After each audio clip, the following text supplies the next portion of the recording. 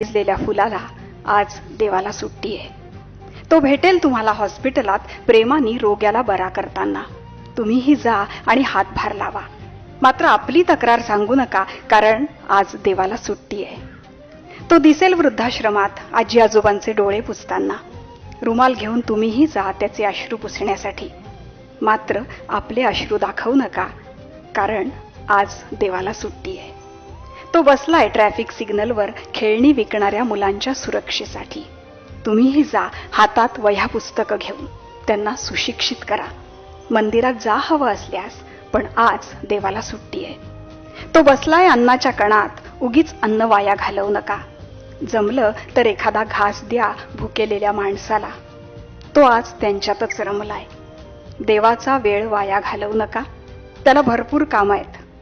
जमलंच तर काही समाजकार्य करा. आज देवाला सुट्टी आहे.